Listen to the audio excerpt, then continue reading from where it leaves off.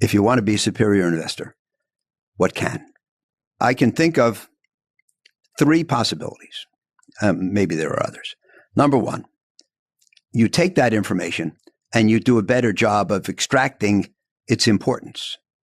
Now, again, everybody has the same computer. They all run the same software. They can all do the same screens.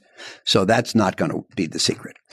But, when Andrew was in college and studying to become an investor, he would come home on breaks and he would say to me something like, Dad, we should buy Ford stock because they're coming out with a great new Mustang.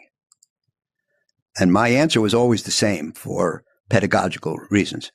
I would say, Andrew, who doesn't know that?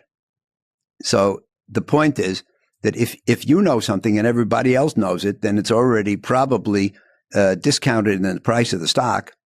You can't gain a march by investing in the stock because everybody else has already incorporated that factoid in the price, and you're being paid for that truth. So you have to know something other people don't know.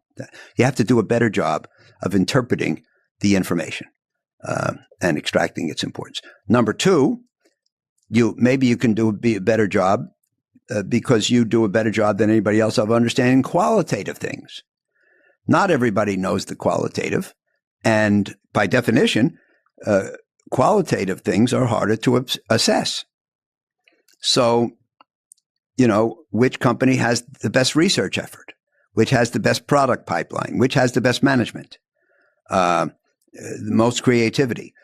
I wrote a memo in 2016 or 17 called Investing Without People, about indexation, passive investing,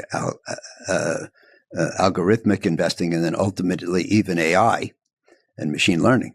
And I said in there that I don't think that a computer can sit down with 5 business plans from VC companies and figure out in advance which one is Amazon. I think that requires a unique human insight. Of course, most people can't do it either.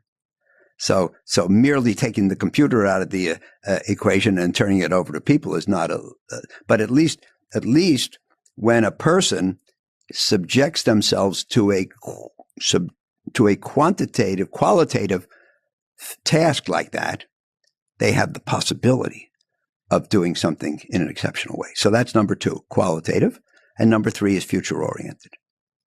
And it's if all the information about the present is universally known, then clearly the superior investors will be the people who know more than others about the future. Yeah. And the greatest oxymoron at all, or the greatest challenge, is that investing. What is investing? It's positioning capital to benefit from future events. That's all it is. And yet I believe the future is unknowable. So how do you do it? And the answer is nobody does it flawlessly. Nobody knows it all. Some people have more insight than others. And I like to believe that the smartest computer in the world will not have as much insight as the most insightful individual. But the problem for the profession is that the smartest computer may have more insight than 80% of people, or 90, or some number like that. So the answer is you better try to not go into the investment business if you're not in the top few.